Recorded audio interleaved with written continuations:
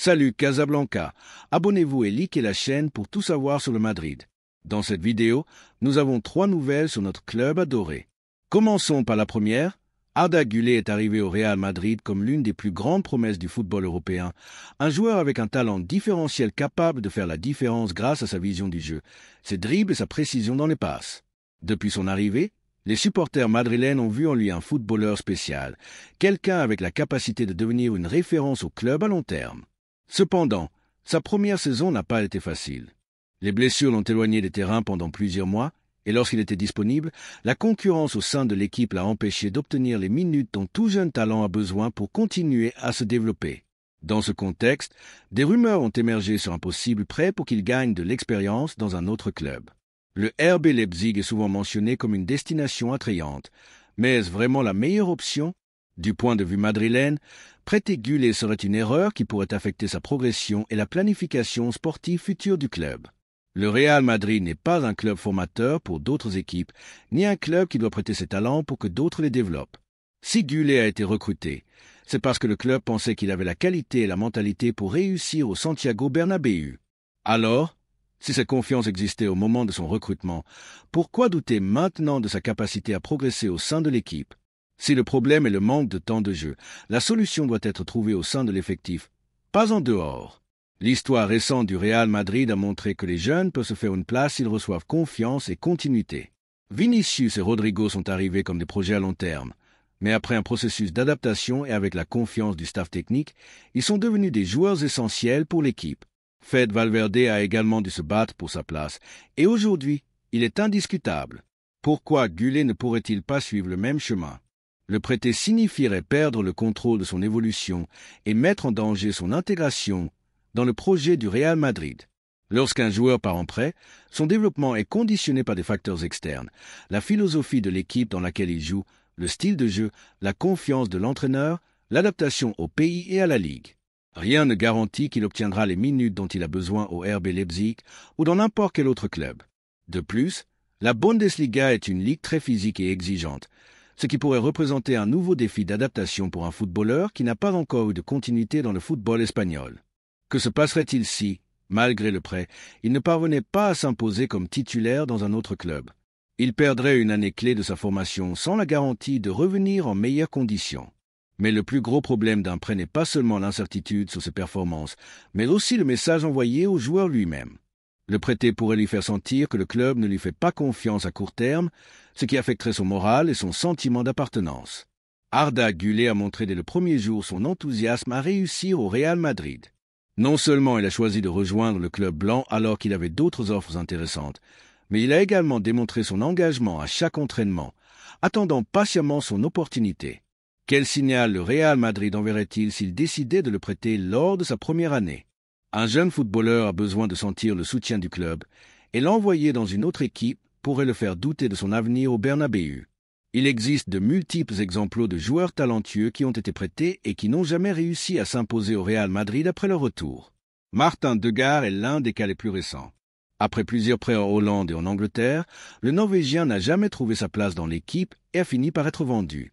Luka Jovic, un autre recrutement prometteur, a été prêté à l'Eintracht Francfort dans l'espoir qu'il retrouve sa meilleure version, mais il n'a jamais réussi à s'imposer. Voulons-nous qu'Arda Güler suive le même chemin ? Si le problème est le manque de minutes, le club doit trouver des solutions au sein de l'effectif. La saison est longue et il y a beaucoup de matchs où des rotations peuvent être faites sans compromettre les performances de l'équipe. Güler peut avoir des opportunités en Coupe du Roi, dans des matchs de ligue moins exigeants, et dans certaines phases de match où le Madrid mène au score. De plus, Carlo Ancelotti a la capacité de l'intégrer progressivement dans la dynamique de l'équipe, comme il a fait avec Valverde et Rodrigo. Il ne s'agit pas de le rendre titulaire indiscutable immédiatement, mais de lui donner progressivement des opportunités pour qu'il gagne en confiance et en rythme de compétition. D'un autre côté, il est important de rappeler que le Real Madrid a toujours misé sur le talent jeune. La direction sportive a construit une équipe avec des footballeurs qui non seulement ont un présent, mais aussi un grand avenir. Güler fait partie de cette planification et doit donc grandir dans le contexte du Madrid, pas dans un autre club. Ce serait une erreur de penser qu'il ne peut se développer qu'en jouant dans un autre club, alors qu'il a réellement besoin de temps et de patience au sein même du vestiaire blanc. Sur le plan footballistique, Arda Güler est un joueur différent, avec des caractéristiques qui peuvent apporter beaucoup à l'équipe. Sa capacité à filtrer des passes entre les lignes, son aisance dans les espaces réduits et sa précision dans les tirs en font un milieu offensif au profil unique au sein de l'effectif. Bien que le Madrid actuel ne joue pas avec un meneur de jeu classique, sa polyvalence lui permet de s'adapter à différents schémas. Il peut agir comme milieu relayeur dans un 4-3-3 ou même comme ailier dans des moments ponctuels, offrant des alternatives tactiques très intéressantes. Le prêter signifierait renoncer à ces options et priver l'équipe d'une ressource qui pourrait être précieuse dans la seconde moitié de la saison. Du point de vue madrilène, la décision semble claire. Arda Güler doit rester. Son talent est indiscutable et son avenir est au Santiago Bernabéu. Le club doit lui donner le temps nécessaire pour s'adapter et trouver sa place au sein de l'équipe. La patience a été la clé dans le développement de nombreux joueurs qui sont aujourd'hui des pièces fondamentales du Madrid, et Güler ne devrait pas faire exception. Maintenant, la question est pour les supporters madrilènes. Pensez-vous que Güler devrait rester et se battre pour sa place dans l'équipe, ou serait-il préférable de l'envoyer dans un autre club pour qu'il ait plus de temps de jeu? Ne serait-ce pas une erreur de laisser partir un talent avec une telle projection, même temporairement? L'histoire a montré que les grands joueurs du Madrid ont su attendre leur moment et ont fini par triompher. Güler a tout pour le faire, mais il a besoin que le club croie en elle. La deuxième nouvelle concerne une décision importante pour le club. Martin Zubimendi est devenu l'un des milieux de terrain les plus complets du football espagnol, et ses performances avec la Real Sociedad ont attiré l'attention du Real Madrid. Le club blanc, toujours à la recherche de joueurs talentueux et prometteurs, a décidé que le joueur de San Sebastián devait être son prochain grand renfort pour le marché estival. Ce n'est pas seulement une option, mais une priorité dans la planification sportive. Avec le renouvellement progressif du milieu de terrain, où des légendes comme Luka Modric et Toni Kroos ont marqué une époque, le Madrid cherche à garantir la continuité de sa domination en Europe avec des joueurs ayant la qualité et la mentalité pour triompher au Santiago Bernabéu. Dans ce contexte, Zubimendi s'intègre parfaitement, et son recrutement est vu comme un investissement stratégique pour assurer l'avenir du milieu de terrain. Le milieu de terrain de la Real Sociedad a montré une évolution notable dans son jeu, avec une intelligence tactique, une capacité à distribuer le ballon avec précision et une solidité défensive qui en ont fait un joueur clé en Liga. Il n'est pas surprenant que des équipes de premier niveau européen se soient intéressées à lui, mais le Real Madrid suit sa progression depuis des mois et estime que le moment est venu de franchir le pas pour l'intégrer. Son style de jeu est exactement ce dont l'équipe a besoin pour renforcer une zone fondamentale du schéma de Carlo Ancelotti. Zubimendi n'est pas seulement un milieu défensif, mais il possède également une lecture du jeu privilégiée et une capacité innée à organiser le jeu depuis le centre du terrain. Son intégration permettrait à l'équipe de maintenir un équilibre parfait entre contention et relance, quelque chose d'essentiel dans le football moderne. À Valdebebas, il est clair que son recrutement est une priorité.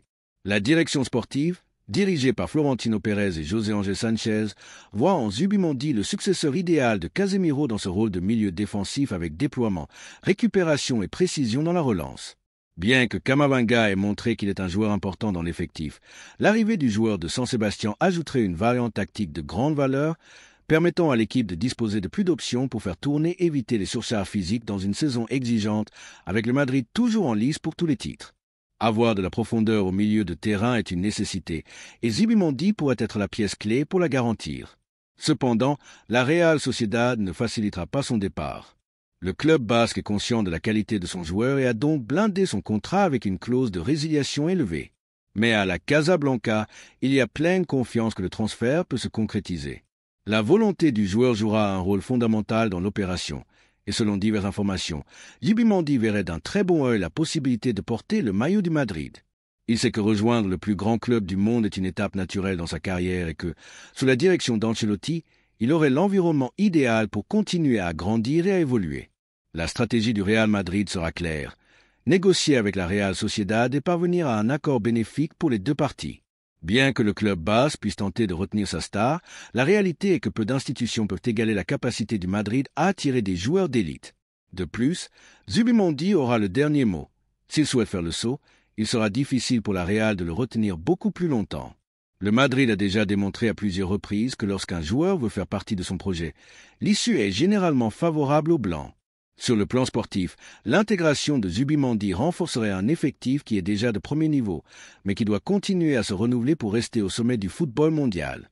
Le milieu de terrain du Madrid a historiquement été sa grande force, avec des noms comme Redondo, Xavi Alonso, Casemiro, Modric et Kroos marquant des époques glorieuses. Maintenant, avec l'arrivée de jeunes talents comme Camavinga et Tchouaméni, le club continue de miser sur une transition ordonnée qui garantisse le succès à long terme. Zubimendi est le chaînon manquant dans cette nouvelle génération. Sa présence dans l'équipe permettrait une plus grande flexibilité dans les compositions, pouvant s'adapter à différents schémas tactiques sans perdre en solidité ni en qualité dans la relance. Du point de vue madrilène, ce transfert n'est pas seulement nécessaire, mais c'est aussi une grande opportunité de consolider le milieu de terrain avec un joueur qui comprend le football de manière exceptionnelle. Dans un marché où les milieux de son profil sont rares, s'assurer les services de Zubimendi serait un coup brillant de la part du Madrid. C'est un joueur avec un ADN compétitif, avec la maturité nécessaire pour assumer des responsabilités dans des matchs importants et avec la qualité technique pour s'intégrer dans une équipe qui exige l'excellence à chaque rencontre. Maintenant, la question est pour les supporters meringues. Que pensez-vous de ce possible transfert? Pensez-vous que Zubimendi est la pièce dont le Madrid a besoin pour renforcer son milieu de terrain et assurer l'avenir de la médiane? Tout indique que son arrivée pourrait être clé pour continuer l'hégémonie du club en Espagne et en Europe. Son transfert est de plus en plus proche, et s'il se concrétise, le Madrid frappera un grand coup sur le marché en s'assurant l'un des meilleurs milieux de terrain de la prochaine décennie. La troisième nouvelle concerne un départ confirmé au Madrid. Luka Modric a pris l'une des décisions les plus importantes et sans doute les plus difficiles de sa carrière. Il ne continuera pas au Real Madrid la saison prochaine après 12 ans de dévouement total. Le magicien croate a décidé que son histoire avec le maillot blanc devait prendre fin. À 39 ans, il sent toujours qu'il a du football à offrir et au lieu d'opter pour une retraite immédiate ou une aventure dans des ligues moins compétitives, il veut jouer sa dernière saison professionnelle dans un grand club de son pays. Tout indique que le Dinamo Zagreb sera sa destination finale, le club où il a fait ses premiers pas et auquel il pourrait revenir pour clore sa glorieuse carrière. Depuis le club blanc, et en particulier de la part de Florentino Pérez, il y a l'intention de faire une dernière offre pour qu'il reste au moins une année de plus au Bernabéu. Cependant, à Valdebebas, on suppose déjà que sa permanence sera très compliquée. Bien que son rôle sur le terrain ait diminué ces derniers mois, Modric reste une pièce clé dans le vestiaire, un leader absolu pour les jeunes et un symbole de ce que représente le Real Madrid. Néanmoins, le joueur lui-même semble avoir clairement décidé qu'il est temps de faire un pas de côté et de relever le dernier défi de sa carrière. Son départ marquera la fin d'une ère. Depuis son arrivée en 2012 en provenance de Tottenham, le Croate a été un pilier fondamental de l'équipe, construisant une histoire de succès que peu de joueurs peuvent égaler. Son intelligence tactique, sa capacité de distribution, son leadership dans les moments clés et sa capacité à apparaître dans les matchs les plus importants en ont fait l'un des meilleurs milieux de terrain de tous les temps. Il a été le cerveau du Madrid au cours de la dernière décennie, et bien que l'âge ait progressivement réduit ses minutes sur le terrain, son influence reste énorme. Modric comprend que le football est un cycle et que son histoire au Madrid touche à sa fin. Bien qu'il se sente encore compétitif et capable d'apporter, il est également conscient que les opportunités ont été de plus en plus limitées avec l'émergence de joueurs comme Jude Bellingham, Eduardo Camavinga et Aurélien Tchouaméni. La transition au milieu de terrain est déjà en marche, et le Croate, avec son humilité habituelle, a décidé qu'il est temps de faire un pas de côté et de laisser la nouvelle génération prendre le relais. Le Dinamo Zagreb représente ses origines, son foyer footballistique. Luka a fait ses débuts professionnels avec le club croate avant de rejoindre l'élite européenne et il veut maintenant lui rendre ce qu'il lui a donné. Ce ne sera pas une retraite immédiate ni une décision prise par obligation, mais un choix conscient d'un footballeur qui, malgré son âge, aime toujours le jeu et veut continuer à jouer dans un environnement où il se sent pleinement valorisé. Pour le Dynamo, ce serait un transfert historique, une manière de récupérer sa plus grande légende dans la dernière partie de sa carrière et un énorme élan à la fois sur le plan sportif et émotionnel. Le madridisme reçoit la nouvelle avec des sentiments mitigés. D'une part, personne ne veut voir partir une légende comme Modric. Sa qualité, son leadership et son dévouement ont été cruciaux lors des années les plus glorieuses du club. Cependant, il y a aussi un profond respect pour sa décision. Luka a tout donné pour le maillot, et si son souhait de terminer sa carrière dans son pays, le madridisme ne peut que le remercier pour tout ce qu'il a fait et lui souhaiter le meilleur dans ce dernier défi. Son départ ne sera pas facile à accepter. Il ne s'agit pas seulement de perdre un milieu de terrain de classe mondiale, mais aussi de dire au revoir à un symbole, à un footballeur qui incarne les valeurs du Real Madrid. Avec lui, le club a conquis 5 Ligues des Champions, de multiples titres de Liga, des Coupes du Roi, des Supercoupes et une reconnaissance mondiale. Son plus grand titre individuel est arrivé en 2018, lorsqu'il a rompu l'hégémonie de Messi et Cristiano Ronaldo pour remporter le Ballon d'Or, un exploit qui a couronné sa carrière incroyable et l'a placé au sommet du football mondial. Bien que les minutes aient été plus rares cette saison, Modric a continué à démontrer que son talent est intact. Lorsqu'il était sur le terrain, il a dirigé les matchs avec sa maîtrise habituelle, distribuant le jeu avec précision, menant l'équipe dans les moments difficiles étant un exemple de professionnalisme. Son importance dans le vestiaire a été indéniable, aidant à l'adaptation des jeunes et étant un pilier fondamental pour Carlo Ancelotti. Florentino Pérez veut qu'il continue et il est probable que le club lui offre un dernier contrat dans l'espoir qu'il change d'avis. Cependant, le joueur lui-même semble décidé à suivre son propre chemin. Son désir de retourner au football croate n'est pas nouveau, et ça semble être l'occasion parfaite pour le faire. À Valdebebas, ses coéquipiers et le staff technique se préparent déjà à son départ, conscients que son absence se fera sentir à la fois sur et en dehors du terrain.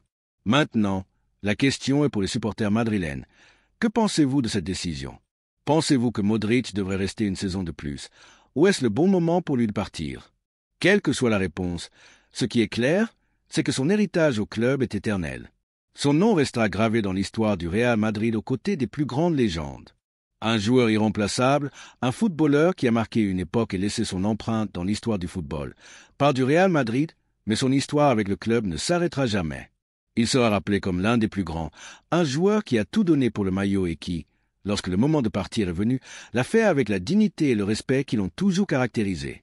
Le Bernabéu aura l'occasion de lui rendre l'hommage qu'il mérite, de lui dire au revoir avec l'affection et la gratitude qu'il a su gagner avec chaque passe, chaque course et chaque titre remporté. Merci pour tout. Lucas, le madridisme ne t'oubliera jamais. Laissez votre opinion dans les commentaires.